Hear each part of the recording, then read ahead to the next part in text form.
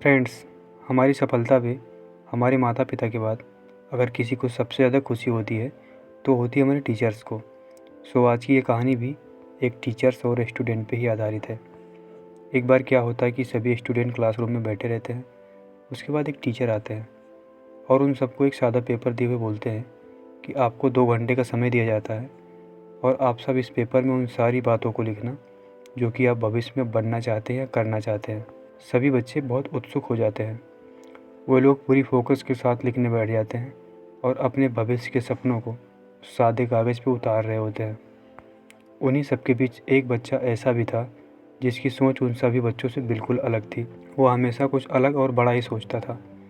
उसने अपने सादे पेपर में लिखा कि उसके पास एक कंपनी है जिसके अंदर हज़ारों एम्प्लॉय काम कर रहे हैं और उसके पास एक महंगी गाड़ी और घर भी है। उसके पास पैसों की कोई दिक्कत नहीं और वह अपनी लाइफ बहुत ही शानदार तरीके से जी रहा है। सारे लोग लिखने में इतने ध्यानमग्न थे कि 2 घंटा कब बीत गया किसी को पता तक नहीं चला। अब सारे लोगों का पेपर जमा हो गया। अगले दिन जब सबकी कॉपी चेक हुई तो उस लड़के को 0 नंबर दिया गया जो लड़का सबसे अलग था।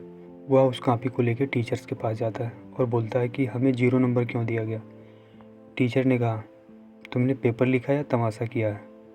कंपनी, एम्प्लॉय, बैंक बैलेंस, महंगी गाड़ी, क्या है ये सब?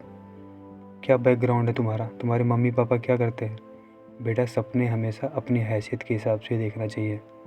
अब तुम ये पेपर लेके घर जाओ और इसे फिर से लिख के लेके आना।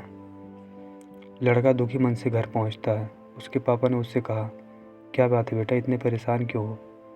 लड़के ने टीचर की सारी बातें बताई तो उसके पिता ने उसे समझाया कि इसमें गलत क्या है। ठीक ही तो कह रहे हैं तुम्हारे टीचर। बेटा, सपने हमेशा अपने औकात के हिसाब से ही देखना चाहिए ना। इसके बाद वह आंखों में आंसू लिए अपनी माँ के पास जाता है। उसकी माँ उसे समझाती है, बेटा, दुनिया चाहे कुछ भी कहे, तुम वही करना जो तुम्हें दिल से अच्छा लगता है। मैं तुम्हारे साथ हूँ। अब लाख प्रयास करने के बाद भी वह लड़का उस पेपर में कुछ भी बदलाव नहीं कर पाता है। उसके बाद वह अगले दिन स्कूल जाता है। उसने कहा, सर, मैं लाख कोशिश करने के बाद भी इसमें कुछ भी बदलाव नहीं कर सका। अगर आपको मुझे फेल करना है तो कर दीजिए, मैं इसमें कुछ भी नहीं बदल सकता। यही मेरा सपना है। इसके बाद वह लड़का उस स्कूल से अपना नाम कटवा के चला जाता है और अपने सपने को पूरा करने के लिए दिन रात एक कर देता है। जब उसके साथ के लड़के उसे खेलने के लिए बुलाते हैं तो उन्हें मना कर देता है।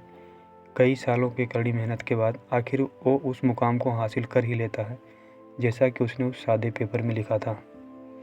आज वह एक कंपनी का मालिक है। उसके अंदर में कई एम्प्लॉय काम कर रहे हैं। उसके पास एक महंगी गाड़ी और घर भी है। एक दिन की बात है, वो लड़का कहीं जा रहा होता है कि रास्ते में उसे वही टीचर मिल जाते हैं। वह गाड़ी रोककर उस टीचर के पास जाता है और उनके पैर को छूकर उन्हें प्रणाम करता है। उसने कहा, सर, आप शायद हमें पहचानते नहीं। मैं वही लड़का हूँ जिसने अपने सपने को ना बदलने के लिए आपके स्कूल से अपना नाम कटवा लिया था। आज मैं जो भी हूँ आपकी वजह से ही हूँ, क्योंकि आपने ही मुझे सपने देखना सिखाया। आपके कहने की वजह से ही मैंने अपने सपने को कोरे पन्नों पर उतारा और उसे पूरा कर पाया। मैं जीवन भर आपका आभारी रहूँगा।